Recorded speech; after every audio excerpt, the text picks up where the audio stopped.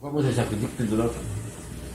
No identificándose uno con eso, sino tratar de comprender de que son acontecimientos que tienen relación con el karma.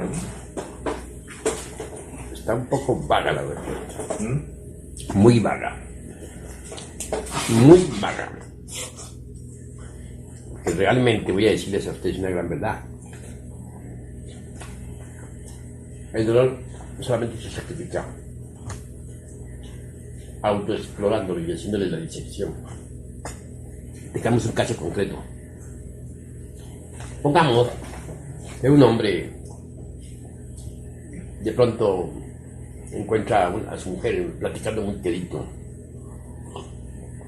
por ahí en un cuarto con otro hombre. Realmente esto puede provocarle ciertos celos. Es natural que esto. Ahora, si encuentra a la mujer ya demasiado quedito, es demasiado, mucha intimidad con un sujeto XX, puede haber un estallido de celos, ¿no? Acompañado de un gran disgusto, ¿no? Tal vez hasta una reina, ¿no? Con el otro hombre. En fin. Por celos. Esto produce un dolor espantoso al marido ofendido, ¿no? Claro, aquí se puede dar origen a un divorcio, ¿no? Un dolor moral horripilante. Sin embargo, tú no viste, sino que platicaba muy quedito, pero no te consta nada más, ¿no? Seguramente puede formarse muchas conjeturas, ¿no? Y aunque la mujer niegue, la mente es muy... tiene muchos ardides, muchos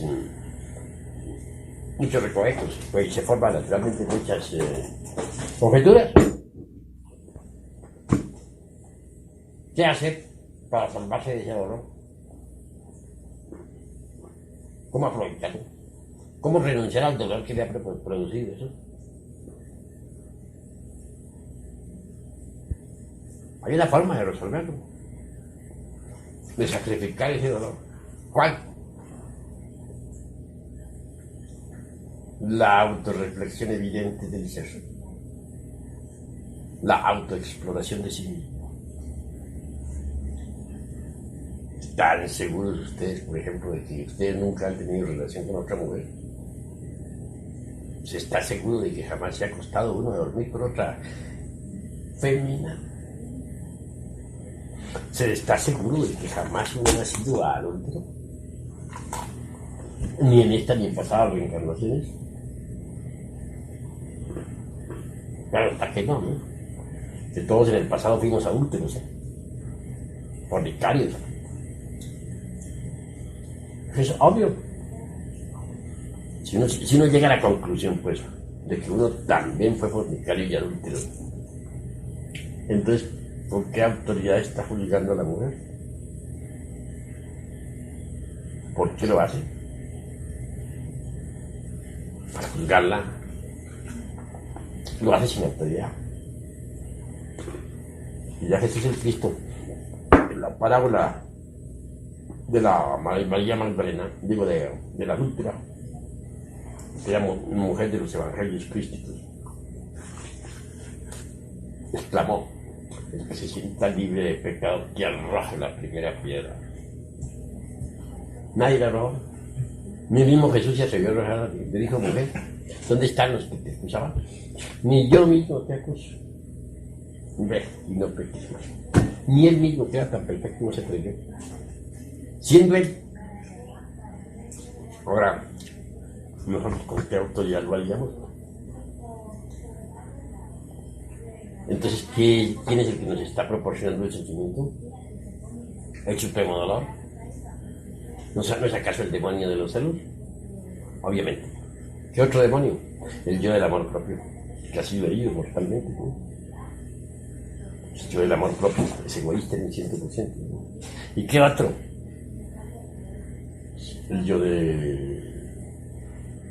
dijéramos, de la autoimportancia. Se siente muy importante.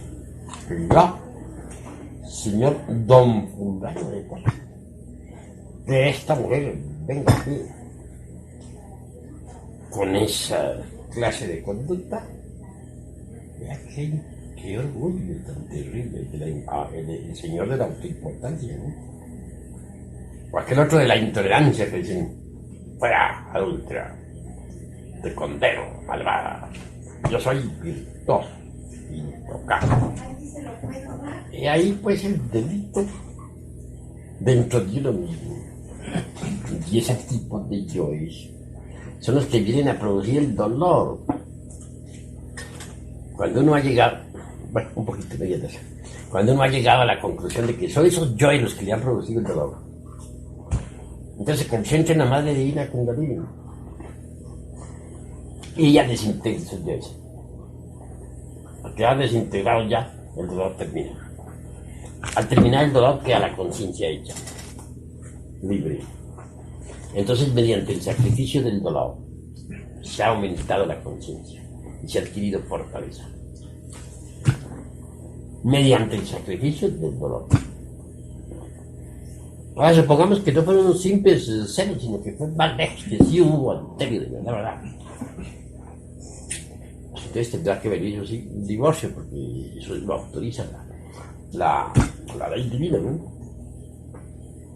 Pero en ese caso,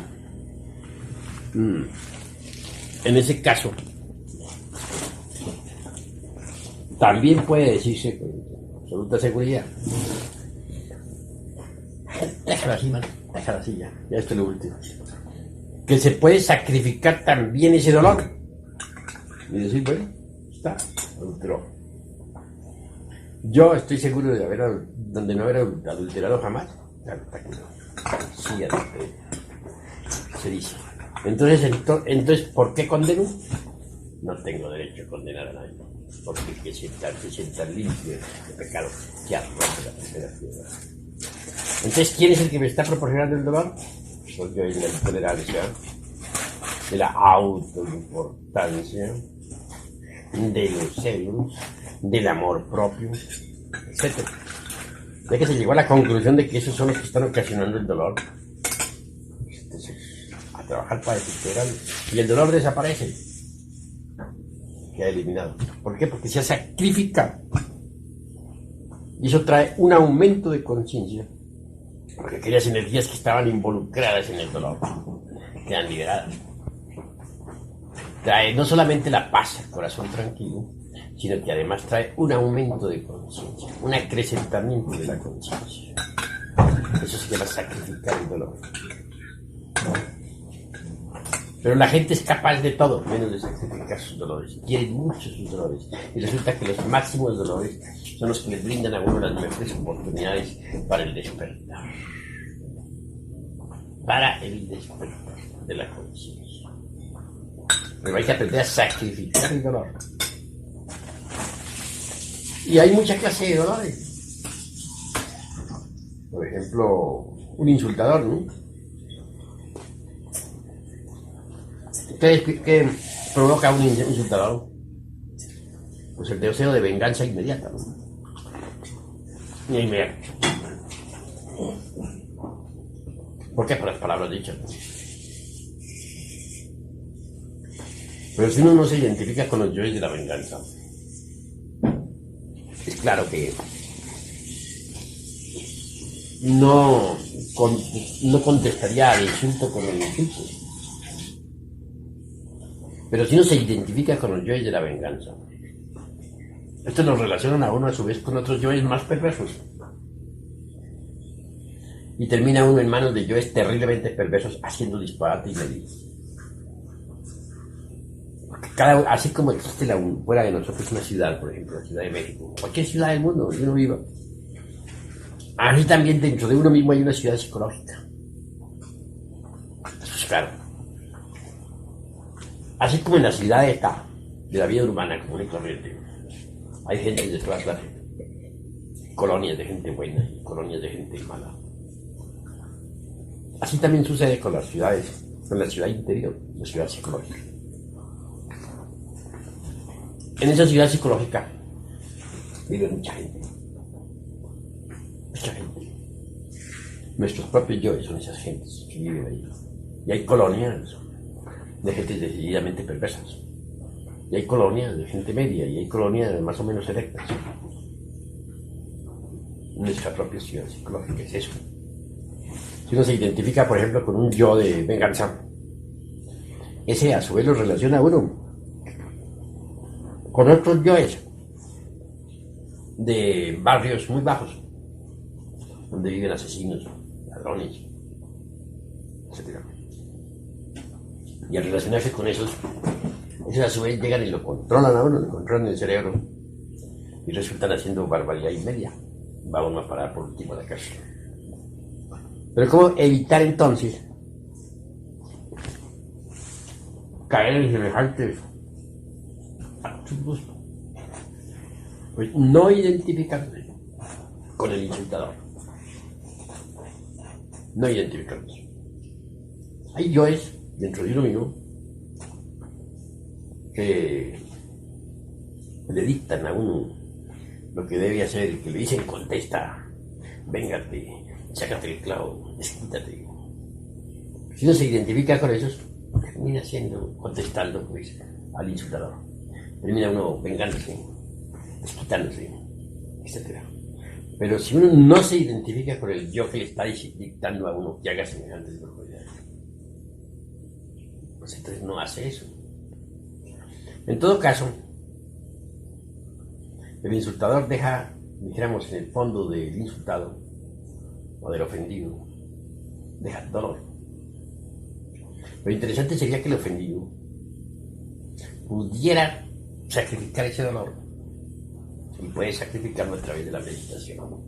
Comprender que el insultador es una máquina que está controlada por determinado yo insultante, y que lo ha insultado un yo. Comprender también que uno es una máquina y que dentro tiene yoes de insulto. Entonces, si uno compara y dice: aquel insulta, pero yo dentro de mí también existen yoes de insulto.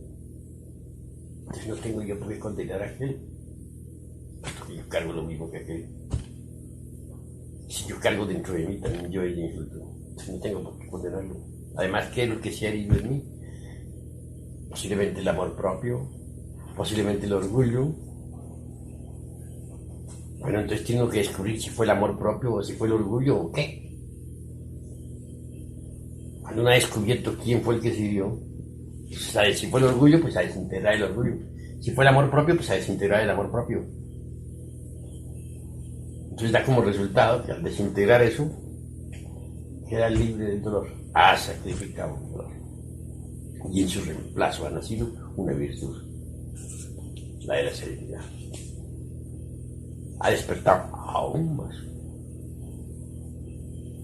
Entonces, hay que tener en cuenta todos esos factores, aprender a sacrificar el dolor. La gente todo es capaz de sacrificar, menos el dolor. Quieren mucho sus propios sufrimientos. Los idolatran. He ahí el error. Aprender a sacrificar unos mismos dolores. Eso es lo interesante para poder despertar conciencia. Claro, no es cosa fácil. El trabajo es duro. Ir contra uno mismo es algo muy duro. No es muy dulce. Pero sí vale la pena ir uno contra uno mismo. Por los resultados que va a obtener. Es el despertar.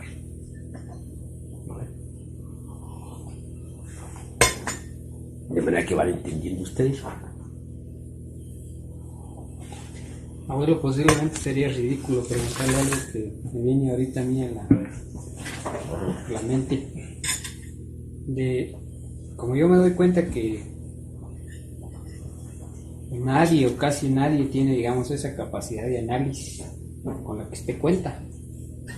Eso es lo que considero yo que lo lleva a usted a trabajos tan profundos, ¿no? Pero sí. Pero, ¿qué es lo que le ha dado a usted esa capacidad de análisis? Les voy a ser sincero a ustedes. En principio la capacidad de análisis, aunque yo pensaba que era extraordinaria, resulta con respecto a la actual capacidad que tengo, algo incipiente. La capacidad actual que tengo se desarrolló pues de una capacidad incipiente. Esa capacidad de análisis actual no se debe a otra cosa, sino a la disolución del ego. Resulta que cuando uno tiene ego es muy torpe.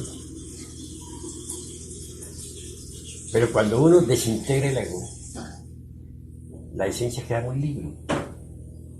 Y la esencia libre le confiere a uno inteligencia. Pero el que tiene ego cree que es inteligente. No lo es. Pero él cree que lo es. Y no lo es. Podrá ser intelectual. Pero una cosa es ser intelectual y otra cosa es ser inteligente. Hay que hacer una plena diferenciación entre intelectual e inteligente. Cuando uno aniquila el ego, aflora entonces la inteligencia. Pero de una forma natural, espontánea. Cuando uno no tiene ego, es inteligente. Pero cuando sí tiene ego, aunque se crea muy inteligente por el hecho de haber leído, de pertenecer a tal o cual escuela, o de ser un magnífico intelectual, no lo es. No es inteligente. Esa es la realidad de los hechos. Yo cuando tenía ego, pensaba que tenía una gran capacidad de análisis. Después de destruir el ego, he venido a comprender que en aquella época mi capacidad de análisis era incipiente. Pero yo creía que era gigantesca por el hecho de haber leído. Solo el tiempo me vino a demostrar que no era tan grandiosa como yo pensaba. Así que lo importante en la vida es tener esa capacidad de la autorreflexión evidente del ser. Pero esta aflora con la aniquilación del ego. Entonces puede uno ver las cosas más claras. Por eso es que hay 7 tipos de razonamiento. O 9 clases de razón. Entre todo me refiero a la razón objetiva. No a la razón subjetiva, sino a la objetiva. La razón objetiva es distinta a la objetiva. Porque la razón objetiva se fundamenta en la conciencia, ¿no? La conciencia, dijéramos, aporta los datos a la mente interior para que ésta pueda razonar. Y el desarrollo y esa capacidad de razonamiento de la mente interior es maravilloso, es formidable, porque solamente funciona con los resortes de la conciencia. Así que la mente interior, por ejemplo, tiene 7 grados de desarrollo, o 9 grados de desarrollo, no 7, 9. ¿Cómo podría saberse, por ejemplo, conocerse el grado de desarrollo de la razón objetiva o mente interior de las personas? Se conoce exclusivamente en los cuernos. ¿En qué? Los cuernos. Sí, señor. Le dicen cachos. Bueno, lo dicen por allá. Aquí estamos. De verdad que esos... Si en los cuernos aparecen, por ejemplo... Aparece, por ejemplo, un solo tridente. Indica que es un grado de razón objetiva hasta ahora de primer grado. Pero si aparece 2 tridentes, esa persona está en el segundo grado de la razón objetiva. Si aparecen 3 tridentes en el tercer grado de la razón objetiva, si aparecen 4 tridentes en el cuarto grado de la razón objetiva, si aparecen 5 tridentes, ya es venerabilísimo en todo el megalocosmos. Pero si aparece 6 tridentes, has alcanzado el grado de Él, como dice Gurdjieff, de Anklat, ha alcanzado el sagrado Anklat. 6 tridentes los tienen únicamente los que han hecho la gran obra. Nada más. Pero ahí no se queda corto eso, por ejemplo, porque del 6º grado de desarrollo de la razón objetiva a donde se debe llegar, que es el eterno Padre Cósmico Común, hay todavía 3 grados más. Quien llegue al 9º grado de desarrollo de la mente interior, incuestionablemente ya está perfectísimo en todo sentido. Ya puede sumergirse entre el seno del eterno Padre Cósmico Común. Se conoce en todo caso el grado de desarrollo de la razón objetiva por los tridentes de los cuernos. Bueno, podría decirse que los cuernos los tienen solamente los demonios, ¿no? En todo hay su pro y su contra. Si bien es cierto, por ejemplo, que la electricidad puede servir para los usos industriales, también sirve para matar. Hoy en día está convertido en diablo, la gente lo tiene convertido en diablo. Visto interiormente con el sentido de la autoobservación psicológica desarrollada, se puede ver como un verdadero diablo. Así lo tiene la pobre gente. Pero cuando uno comienza a desintegrar el ego, él comienza a blanquear. Cuando uno sabe sacrificar sus propios sufrimientos, él comienza a blanquear. Cuando uno ha desintegrado completamente al ego, él resplandece gloriosamente. Y al integrarse con el iniciado lo transforma en arcángel, porque él mismo viene a convertirse en arcángel. Y conservará siempre sus cuernos, pero en los cuernos están los tridentes, y el número de tridentes indica el grado de desarrollo alcanzado en la razón objetiva del ser. Tendrá que llegar uno a poder, dijéramos, comprender y hasta analizar o, dijéramos, discernir con la razón objetiva las verdades más trascendentales del espíritu, del ser. Es algo muy grandioso, ¿no? Pero eso no se consigue de la noche a la mañana, sino mediante el desarrollo de la razón objetiva. Y la razón objetiva no puede desarrollarse sino mediante los sucesivos despertares de la conciencia. Conforme la conciencia va despertando más y más, conforme se va haciendo más y más objetiva, conforme se va desarrollando y acrecentando en cada uno de nosotros, así también, y de la misma manera, su vehículo, es la mente interior, se va desarrollando. Es decir, y los funcionalismos de la razón objetiva obviamente se van desarrollando. Pero distingamos entre razón objetiva y razón subjetiva. La gente tiene la razón subjetiva desarrollada, pero no tiene la razón objetiva del ser. Porque hay 3 mentes. La mente sensual, que elabora sus conceptos de contenido con los datos aportados por los sentidos. Ella no puede saber nada de la verdad, ni de Dios, ni de lo real. Allí está la razón, de tipo perfectamente subjetivo. La mente interior, donde están depositadas las creencias, tampoco puede saber nada de lo real.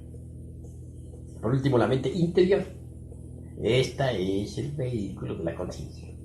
Conforme la conciencia vaya despertando, la mente interior va desarrollando sus procesos analíticos objetivos en forma extraordinaria.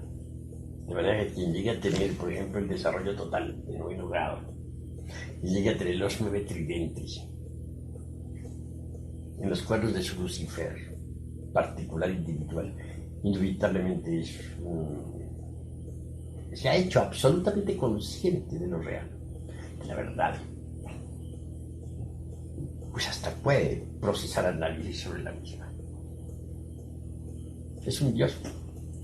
Un Paramartasatya, digamos, ¿no? Podría decirse, Paramartasatya. Pero no se alcanza semejantes estaturas sino mediante los sucesivos despertares de la conciencia. Y no se puede llegar a esos sucesivos despertares de la conciencia sino sacrificando el dolor, aprendiendo a sacrificar sus propios sufrimientos. Porque en realidad, de verdad, cada vez que uno sacrifica un sufrimiento, se acrecenta la conciencia y se adquiere más fortaleza psicológica. Eso está ya debidamente, dijéramos, evidenciado. De sacrificar el dolor. Esa es la clave más extraordinaria que hay para ir procesando despertares de la conciencia.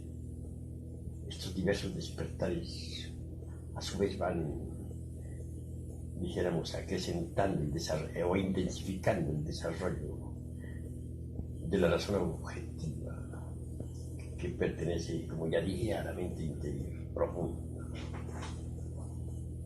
Por ese camino se llega a ir acrecentando la conciencia cada vez más. Y conforme uno va acrecentando la conciencia, va matando karma. Va matando. Si alguien, por ejemplo, se hace consciente del dolor que le produjo un negocio mal hecho, digamos, un ejemplo, descubre que el yo del egoísmo estaba activo, entonces lo desintegra y mata karma. O descubre que el yo de la ambición estaba activo, mata karma al desintegrarlo. Si las gentes aprovecharan hasta el más ínfimo dolor de su vida para sacrificarlo, a la hora de la muerte desencarnarían sin karma, con conciencia completamente lúcida, despierta y sin karma.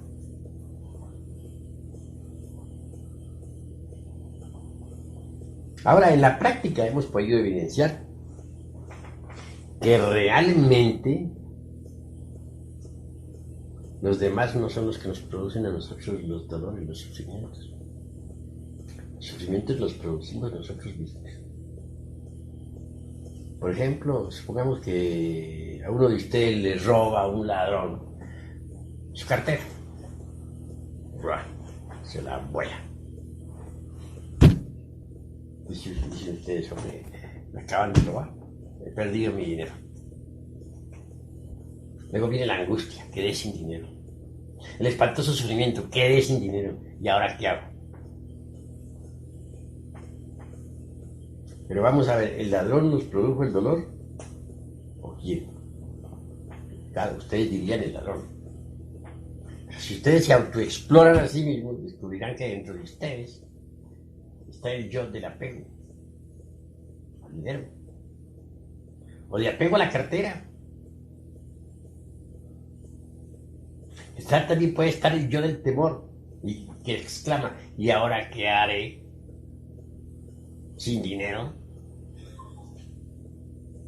De manera que está el yo del apego y el yo del temor. Eso produce angustia, esos yoes. Si viene la meditación y se sacrifica el dolor, se comprende uno que el dinero es pasajero, que las cosas materiales son vanas, ilusorias. Si se hace consciente de esa verdad, si esa verdad no queda simplemente en el intelecto, sino que se queda en la conciencia, si llega uno a comprender que estaba pegado a su cartera y a su dinero, si llega uno a comprender que tiene temor de verse sin dinero ante los problemas de la vida, entonces se propone naturalmente acabar con esos dos yoes, el temor y el del apego, ¿no? Si voy a sacrificar ese dolor, porque esto es vano e ilusorio, y le hacen la disección a ese dolor, voy a comprender que es vano e ilusorio, puesto que una cartera, un dinero, todo eso son cosas perecederas. Entonces termina desintegrando el yo del apego del dinero y al yo del temor. Y en esa forma sacrifica su dolor y desaparece el dolor. Pero realmente, ¿quién era al llegar a esas alturas, digo yo, vienen a darse cuenta quién era en verdad el que le estaba produciendo el dolor? No fue el ladrón el que le produjo el dolor, sino el yo del apego a las cosas materiales y el yo del temor. Y lo viene a comprobar uno después de que sacrifica el dolor, después de que desintegra los yoes del temor y del apego. Lo viene a comprender porque el dolor desaparece absolutamente. Entonces no fue el ladrón el que le ocasionó el dolor. Las causas del dolor las lleva uno dentro de sí mismo. No fuera de sí mismo, sino dentro.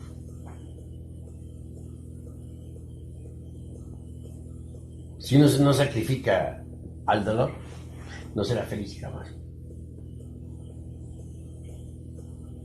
Porque las causas del dolor no están fuera de uno mismo, sino dentro de uno mismo.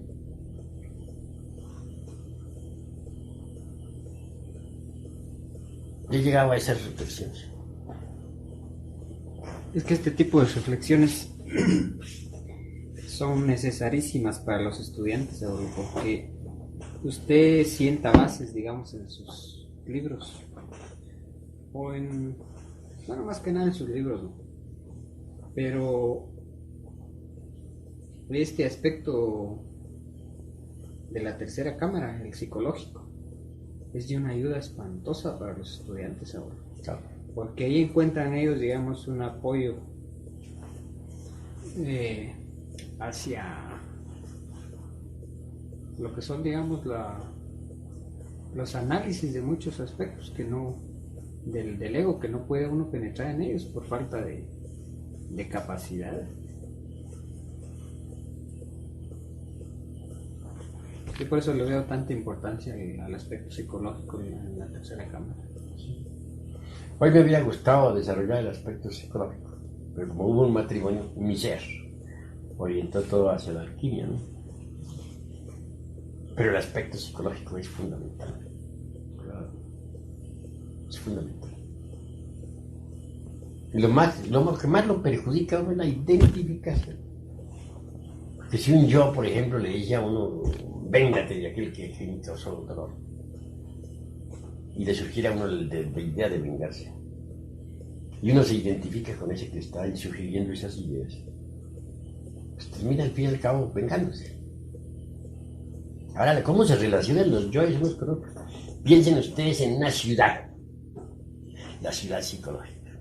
Tiene, digamos, colonias donde vive gente sana y colonias donde vive gente perversa. Colonias donde vive gente sana y perversa y de todo un poco. Suburbios más o menos malos, suburbios regulares, etcétera, llenos de mucha gente. Todas esas personas que viven en esa ciudad psicológica que nosotros cargamos en nuestro interior son nuestros propios yoes. Son personas. Y esas personas, pues, aprovechan cualquier oportunidad para manifestarse a través de nosotros. Por ejemplo, si uno le pone mucho cuidado, por ejemplo, a un yo de venganza, entonces se identifica con él, se pierde en él y él en uno, y termina uno haciendo lo que él quiere, comete unos errores gravísimos que lo llevan a la cárcel. Esto se me parecería en el mundo físico, por ejemplo, al caso de una persona. En el mundo físico hay muchas personas, supongamos que una persona cualquiera pudiera perderse en uno por un milagro de magia. Entonces resultaría uno haciendo las barbaridades que esa persona tiene en su mente, ¿no? Pues esto es algo semejante. Entonces esas personas que viven en las ciudades psicológicas, pues son los yoes. Y si uno le pone mucho cuidado a un yo perverso, ese lo relaciona uno con habitantes de los barrios más perversos de la ciudad psicológica. Y esos otros los relaciona con otros perversos peores que viven en las distintas calles de la ciudad psicológica. Conclusión, termina uno haciendo barbaridades. De manera que lo más grave que hay lo más grave que hay es identificarse con esos yoes. ¿Qué diríamos? Sería el colmo de los colmos, ¿no? Un ciudadano que va pasando por la calle y pudiera perderse en uno. Sería horrible, ¿no? Bueno, eso es lo que sucede con los yoes. Son ciudadanos que viven en la ciudad psicológica. Pronto resuelven perderse en uno para hacer barbaridades. Se establecen. Se establecen en uno en ellos y ellos en uno. Y resulta haciendo cosas incongruentes, diciendo y haciendo cosas incongruentes. Y dijéramos, el truco que ellos tienen para meterse dentro de uno, para perderse en uno, es precisamente la identificación. Esa es la cosa. Lo más grave es identificarse con esos, con esa gente que vive en la ciudad psicológica. Lo más grave. Bueno, vamos a acostarnos. Claro, güey. Ahí quedó grabado todo en esa cinta para los que la escuchan. Claro, güey, es maravilloso todo esto. Y aprender a sacrificar nuestros propios sufrimientos. Esa es la clave, ¿no, güey? Claro, provocar despertares formidables. Sacrificar los propios sufrimientos. Sacrificar los propios sufrimientos. Eso, y la gente no está dispuesta a sacrificar eso, los quieren demasiado. Pues si uno lo sacrifique, ¡pam! Los despertares, miren los despertares. Seguido. Es decir, a través del dolor, ¿no, güey? Dolor psicológico. Sí, que produce dolor desde sacrificar el dolor. Pero el resultado es el despertar. ¿Qué tal? Pues claro. Claro. Y por eso es que vale la pena vivir, ¿no? Porque tiene la oportunidad precisamente de sacrificarse. Y es que esa oportunidad está cada día en nosotros, ¿no? Y a cada instante. A cada instante. Hay mucha gente que nos rodea y nos proporciona sufrimientos, diría yo. Pero ¿quién nos proporciona los sufrimientos? ¿Es esa gente? ¿O qué? La realidad es que los sufrimientos se los proporciona a uno los yoes que cargan en su interior. Las causas del dolor no están fuera de uno, dentro de uno.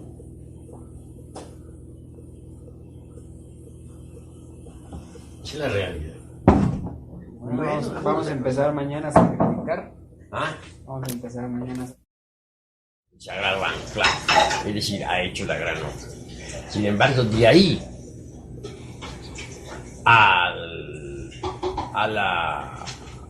dijéramos, al seno del Eterno Padre Cósmico Común, es el absoluto, el omnimisericordioso. Hay que pasar por 3 grados más de perfeccionamiento de la razón objetiva, lo que significa hacerse consciente totalmente de todo, de todas las grandes verdades trascendentales del ser. De verdad que se sumerge ya en el seno del Eterno Padre Cósmico, como llevó su razonamiento objetivo a la perfección absoluta, ¿no? Y se hizo consciente totalmente de la divinidad, puede verbalizarla totalmente.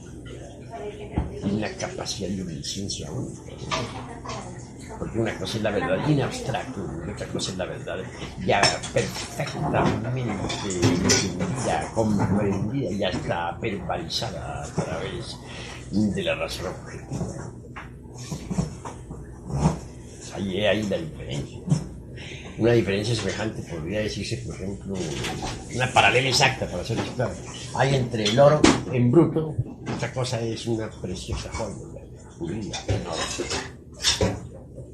Una cosa es la verdad in abstracto y otra cosa es la verdad ya expresable de forma objetiva a través de la razón objetiva perfeccionada. Está pulida la joya. Claro. Eso hay que saberlo, pues, entender. Los tridentes indican el grado de perfeccionamiento de la razón. Esto es obvio.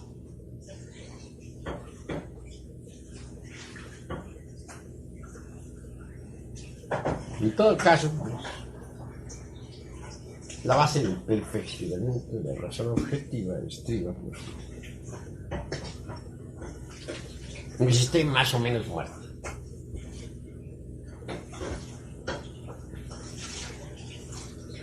Ahora, solo Lucifer, con sus tridentes,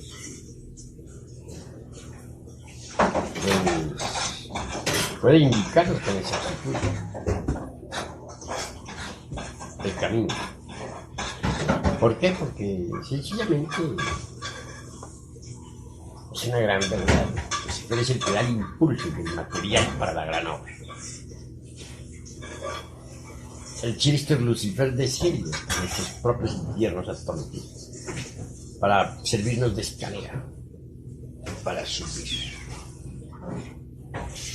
Y ahí lo grande del chiste Lucifer.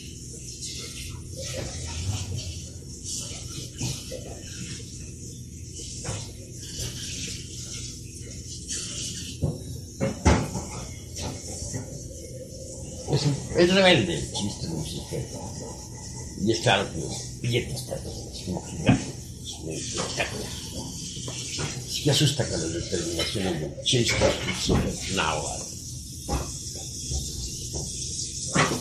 Por su revolución, su rebeldía, está cierto. Resulta interesante. Enseñable. En todo caso, es el mejor de los compadres.